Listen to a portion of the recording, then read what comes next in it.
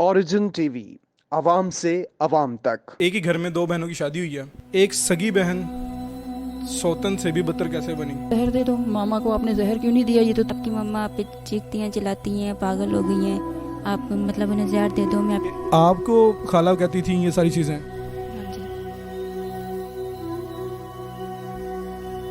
17 साल की उम्र में शादी करवा दी। ये मेरी ज़िंदगी बिल्कुल खतरे में है और ये डॉक्टर तब मुझे जवाब दे चुके थे। माँ बीमार भी हो ना तो बच्चों के लिए उनके लिए ताकत आ जाती। अस्सलाम वालेकुम नाज़रीन, आप देख रहे हैं ओरिजिन टीवी और मैं हूं मुज़म्मिल अल्ताफ़।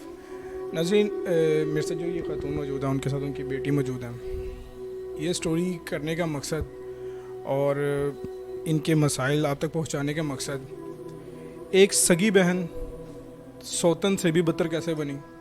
सगी बहन भूल गई के साथ जो बहन है वो, जो एक ही घर में दो बहनों की शादी हुई है, वो भूल चुकी हैं बिल्कुल ही कि ये मेरी बहन है।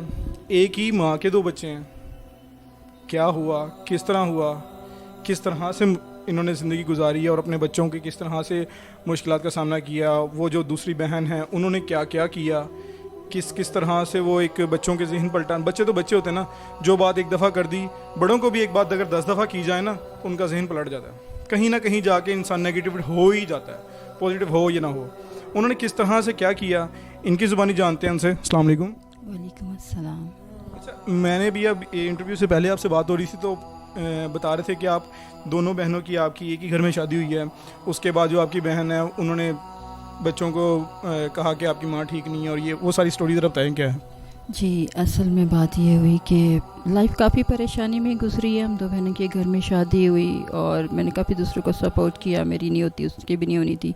उनकी खातिर मेरी मामा चाहती थी। मैंने अपनी लाइफ में काफ़ी परेशानियां देखी। चले ठीक है, मैं कैसे भी मैंने वो सरवाइव कर गई और हिम्मत से बस साथ ही ये वक्त गुजारा।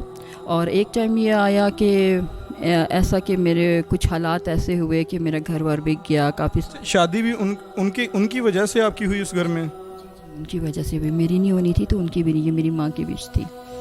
अभी आपके घर में कितने पर्सन्स हैं? हम 5। एक मैं खुद अब बीमार हूँ। अब काफ़ी सारे मतलब हेल्थ के आर्जे हैं मेरे साथ चल रहे और जिनका के फ़ायदा मेरी फैमिली, मेरी बहनों ने उठा लिया। उनके मैंने काफ़ी मेहनत की। कुछ ऐसी परेशानी, मेरा घर बिक गया और मैंने कुछ टेंशन ली, डिप्रेशन में आ गई, एंग्जाइटी का शिकार हो गई।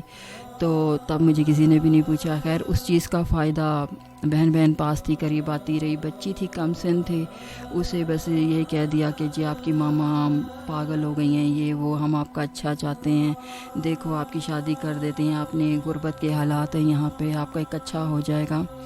तो वो बच्ची थी, उसको अपना हमदर्द जान गई। बच्चे तो होते हैं ना, जैसे कि उन्हें जहाँ प्यार दिया वहाँ ये बोला मैं आपकी सहेली हूँ, तो बच्चों को बहका दिया। इतना सारा उसको वर्गलाया कि वो मेरे भी नहीं रही और मुझे फिर कुछ इसी मेरी हालत का फ़ायदा उठाते हुए उन्होंने। तो बच्चे आपसे बातें छुपाते थे उनकी बताई हुई?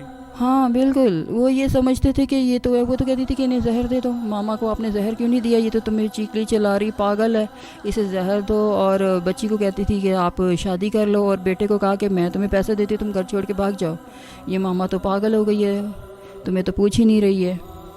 ये सब चीज़ें इन्हें भरी जो उन्होंने मुझे बाद में बताई कि कुछ मुझे मौला ने उठाया। सैयदादी हूँ अल्हम्दुलिल्लाह, बस उन्हीं से पुकार की और वहीं से हूँ। तो आपके हस्बैंड ये दुनिया में नहीं है? वो समझे, उनका होना ना होना एक बराबर है। मतलब मुझे थोड़ा सा बता दें क्या इशू क्या है, उसमें क्या मसला है? पर वाट टाइप, वो शुरू से ज़िंदगी ऐसी थी, उन्हें ये नहीं पता वाइफ है, उन्हें ये नहीं पता कि साथ नहीं रहते?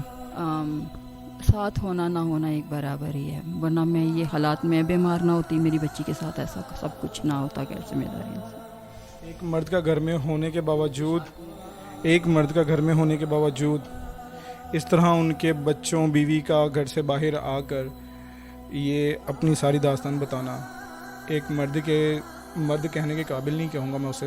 अच्छा, मुझे ये बताइएगा बेटा कि आपको खाला कहती थी ये सारी चीज़ें? हाँ जी, क्या कहती थी? वो यही कहती थी आपकी मम्मा मतलब ठीक नहीं है, बीमार हैं, तो मैं आपका रिश्ता करवा देती हूँ। तो उन्होंने मतलब ये, फिर मैंने कहा था नहीं, तो फिर वो कहती थी कि नहीं, आपकी मम्मा की ज़िंदगी का कोई पता नहीं है, मैं आपका एहसास करती हूँ, ख्याल करती हूँ, यही कहती थी। नहीं, वो तो अगर रिश्ते वाली बात कर रही हूँ वो तो ठीक है। तो जैसा कि वो आंटी बता रही हैं कि जहर देना, माँ को मार दो और ये चीज़ें, ये सारी चीज़ें क्या थी? हाँ जी, ये भी कहती थी। क्या कहती थी? यही कहती थी कि आपकी मम्मा आप पे चीखती हैं, चिल्लाती हैं, पागल हो गई हैं, आप मतलब उन्हें जहर दे दो, मैं आपकी शादी करवा देती हूँ। मामा से बात नहीं की आपने इस बारे में? नहीं, तब वो बीमार थी काफ़ी। तो जब आपकी शादी उन्होंने फिर करवा दी थी, किस तरह से करवाई है? उन्होंने अपने हस्बैंड से, उनके हस्बैंड रिश्ते का वगैरह का काम करते थे, तो उन्होंने फिर वहाँ से कोई मतलब रिश्ता देखा था, तो फिर उन्होंने बोला यहाँ पे कर लो। तो अभी बता रही थी आंटी कि इनको पता ही नहीं था कि आपका रिश्ता हो रहा है और आपकी शादी होगी, आपका निकाह हो गया। हाँ जी, ये बीमार थी तब काफ़ी। अच्छा, मुझे ये बताइएगा कि इनकी एज कितनी है? 17। 17 साल की उम्र में शादी करवा दी। हाँ जी। और आपको उस टाइम आप कहाँ थी? आपको क्यों नहीं पता लग सका? एक घर में ही, जैसे आप बता रहे हैं कि एक ही घर में रहती हैं दोनों बहनें, तो क्यों नहीं हो सकी वो आपको इन्फॉर्म, कुछ भी पता क्यों नहीं लग सका? मैं घर में नहीं, वो करीब थी, आके इन्हीं के पास बैठी होती थी, एक घर में नहीं, घर के नज़दीक, लेकिन वो आना उनका सारा दिन आके इनके पास बैठना और इन्हें भरना। मैं बीमार, मुझे काफ़ी सारे आर्ज़े हैं, जिगर मेरा बढ़ चुका है, यूट्रस में मेरे रसोली, डॉक्टर ने कहा कि थी कि आपकी बिल्कुल ख़त्म हो गई यूट्रस, आप निकाल के फेंक दें। मैं अफोर्ड नहीं कर सकती थी, और अभी मेरे ब्रेस्ट में 2 गिल्टियाँ हैं जो कि बहुत बड़ी हैं, 3 से बड़ी हैं, जो कि मेरी ज़िंदगी बिल्कुल ख़तरे में है, और ये डॉक्टर तब मुझे जवाब दे चुके थे, तो भाई ये निकाल के फेंक दे, और ना मैं इतना अफोर्ड कर सकी। मैं हॉस्पिटल्स में, ठीक है ना, इन्हीं चीज़ों का फ़ायदा इन्होंने उठाया, तो बस मेरा माइंड भी इतना नहीं काम कर रहा था। शादी जो बच्चे की हुई थी, कितने अरसे तक चली है शादी? 2 माह। बेटा मुझे ये बताओ कि 2 माह के अंदर ऐसा क्या हुआ जो आपको खुला लेनी पड़ी, शादी डिवोर्स होनी पड़ी, ऐसा क्या हो गया था? वो बिल्कुल साइको था, और वो चीखता चिल्लाता था काफ़ी, मतलब कि टॉर्चर करता था जी। हाथ उठाता था आप पर? हाँ जी, बिल्कुल। और मतलब ख्याल नहीं रखना, उसे कुछ भी कहना तो मम्मा के पास चली जाओ, वो आपका ख्याल रखेंगी। तो वो बिल्कुल अपने दोस्तों वगैरह के साथ इधर घूमने फिरने में इन सब। तो आपने मम्मा को बताया नहीं था कि वो कहते हैं मम्मा के पास चली जाओ, तो आप आई नहीं? जी, मम्मा को खुद पता चल गया था फिर बाद में। ठीक है।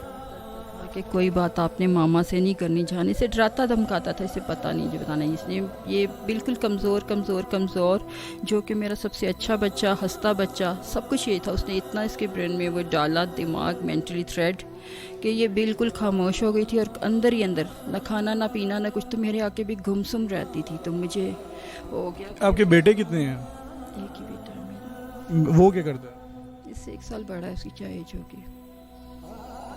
पढ़ रहा है अभी? तो आपके घर का गुजर बसर किस तरह से होता है? बहुत मुश्किल है। मैं बीमार पड़ गई हूँ कि मैं अपना इलाज अफोर्ड नहीं कर पा रही हूँ, जिसके मुझे हेल्प की ज़रूरत है, कि मैं खुद एक ज़रूरतमंद बंदी थी, और अगर मैं इस काबिल होती, मैं खुद जॉब में होती, तो मैंने ये सब होने ही नहीं देना था। ये तो मुझे मौला ने कैसे खड़ा किया कि मैंने जाके बच्ची के लिए अदालत में गई, कोर्ट में गई, इसके लिए मैंने फ़ाइट की, और उन लोगों ने इतना, मैं उन लोगों से लड़ी, जो कि मैं एक कमज़ोर खातून उस वक़्त बिल्कुल बीमार, लेकिन कहते हैं कि माँ बीमार भी हो ना, तो बच्चों के लिए, उनके लिए ताकत आ जाती, कि मुझे पता नहीं किसने कौन सी कुदरती ताकत थी कि मैं से। बेशक।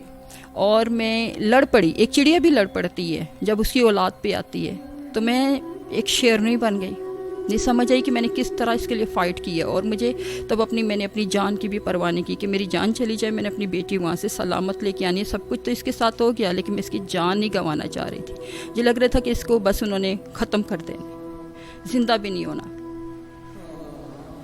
जी, तो नाज़रीन, इनकी तमाम जो दास्तान है, किस तरह से ज़िंदगी गुजरी, पहले उनके ऊपर मुश्किलात का एक आभार आया, और फिर उनकी बेटी के साथ ये सारी चीज़ें।